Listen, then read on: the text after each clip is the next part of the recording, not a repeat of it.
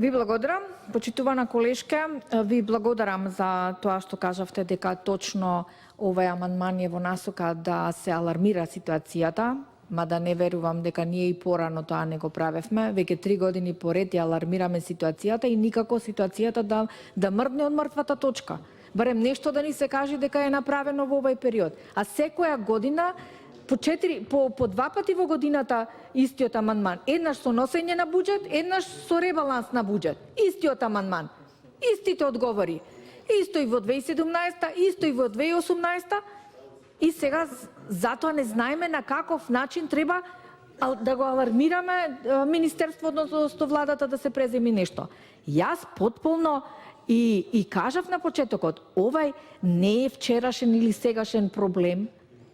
Добро вие кажавте, 30 години, можда и повеќе уназад, и 40 години, ова нештото што се направило во нашата држава, оставено е самите себе си, како што реков. И да се снајдуваат колекторскиот си, самиот си се поправа, самиот си се расипува и така тоа прави. Институциите не можеме да ги разбудиме.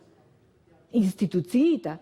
Свеста на граѓаните, ајде да речеме е таа, но меѓутоа институциите не си ги завршуваат своите работи за кои што се надлежни.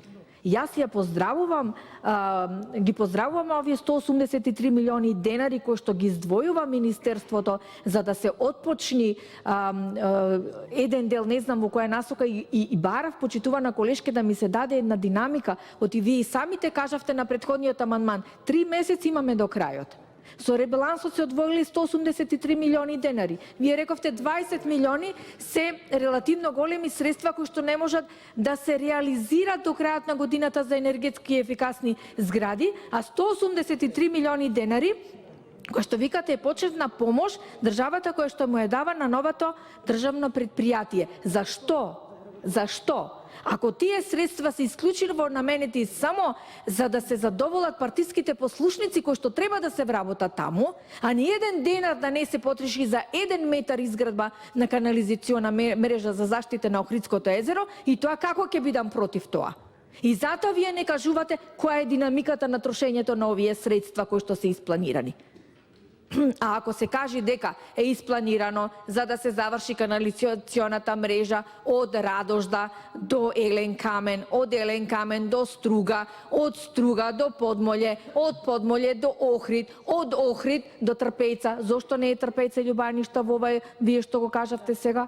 Зошто тие не се внесени кога знаем дека директно влегуваат фекалиите во Охридското езеро?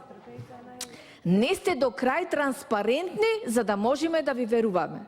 Еве, намерата е добра, 183 милиони денари, но не сакаме тие да бидат искористени како што се користи ребалансот на буџетот. Ребалансот на буџетот се користи земи од капиталните инвестиции, од оние кои што ја прават економијата да биде жива и да оди напред, и ги оставате во непродуктивни цели.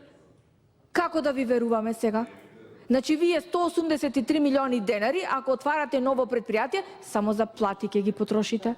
Ништо нема да се реализира од тоа што го ветувате. Значи, тоа мене ми беше дилемата. И затоа не е на одмет ништо, доколку се овозможат дополнителни средства за една сериозна, не знам колку да кажам, алармантна ситуација со она што го имаме покрај Охридското крајбрежје.